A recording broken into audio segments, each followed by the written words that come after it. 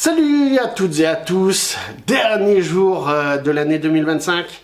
Avant le passage pour 26, je vais vous présenter un catcheur.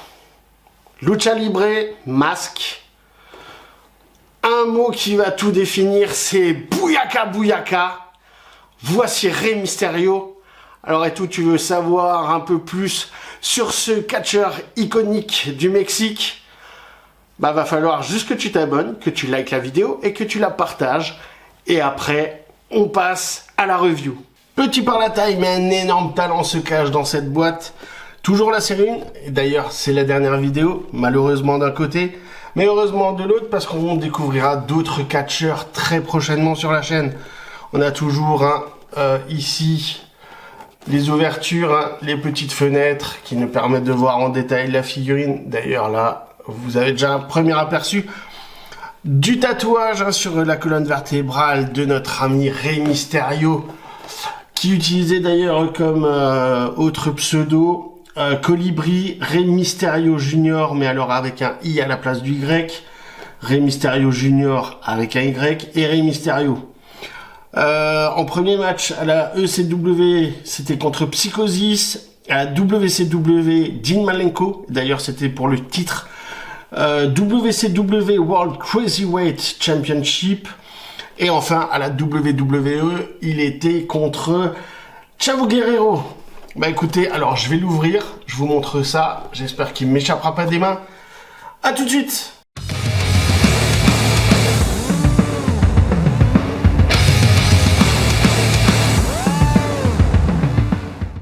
Alors premier détail qui peut-être va vous sauter aux yeux à la caméra, c'est il a l'air massif par rapport à son gabarit, mais c'est tout simplement le sculpte du pantalon qui donne cet effet. Alors je vais vous montrer comme d'habitude les articulations, donc on a la tête, voilà. Voilà, regardez-moi de nouveau le détail des tatouages, comme d'habitude sur le travail qui est fait. Là on a le rappel par rapport au masque. Là, on a son masque, franchement, même les petits tatouages sont reproduits. Sur le pantalon aussi, on a des super détails. Regardez, même avec le pseudo pantalon, mais l'articulation, elle fonctionne. Là, les détails, franchement, bon, je vous le comparais après avec la cagoule. Et les chaussures, d'ailleurs, je me pose la question si à l'époque, c'était pas des Adidas qui portaient. Parce que je crois que ça me dit quelque chose. Sinon, à part... on a aussi les coudières que je vais pas me risquer à ôter. On a le socle, l'étiquette Rey Mysterio. D'ailleurs, c'est son oncle Rey Mysterio Senior qui l'a entraîné d'ailleurs très jeune. Parce que je crois qu'il porte un masque depuis l'âge de 6 ans. Donc, c'est vraiment ancré dans ses gènes.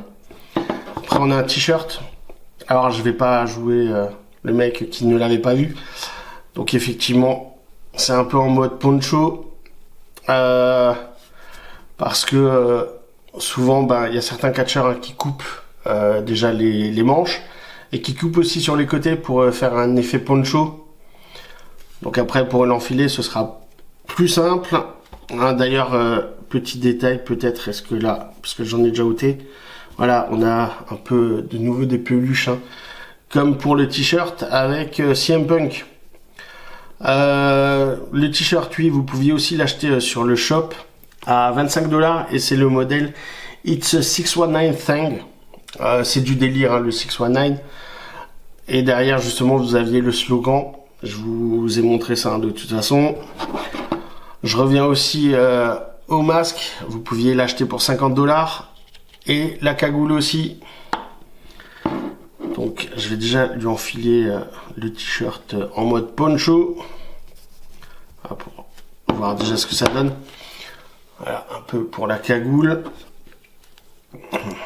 D'ailleurs, voilà. Franchement, les détails sont tellement beaux. La cagoule, il l'a donné, enfin il l'offrait à un enfant lors de ses rentrées sur le ring. Voilà, franchement, moi je suis très étonné par la qualité, parce que c'est des figurines de 2010, et déjà à l'époque, Le travail était bien fait. Rey Mysterio est aussi un grand fan de comics. Et lors de Main Event, il n'hésite pas à arborer des tenues inspirées de certains super-héros. Donc il y a eu Batman, mais les plus connus sont Flash et le Joker, où il avait fait forte impression.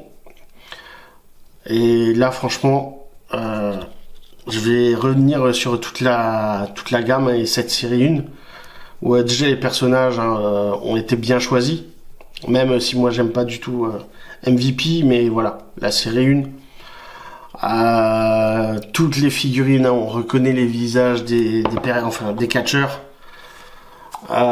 Tout est franchement bien fait, les articulations, même tout ce qui est accessoires. Alors, les deux manteaux, celui de Edge et celui de l'Undertaker, sont un peu trop rigides, donc c'est un peu handicapant, mais tout le reste, franchement, pour des figurines à même pas 15$, celle-là, moi, je l'avais aussi acheté à Ringside Collectible.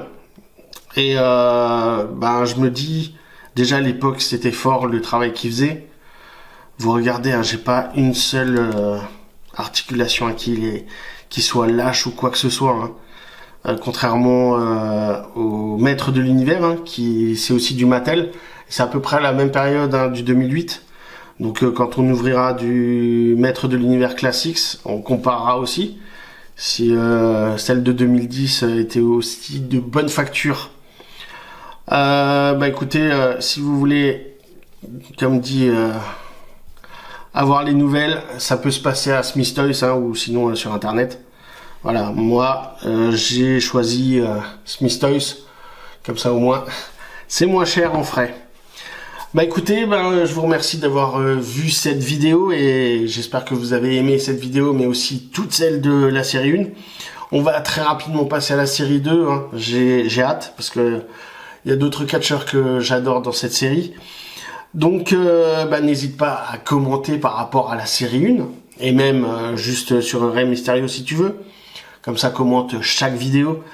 Et n'hésite surtout pas à t'abonner, à liker et à me suivre sur les autres réseaux sociaux. Parce que je pense que je vais peut-être remettre un comparatif sur les tailles sur un autre réseau. Allez, tchuss!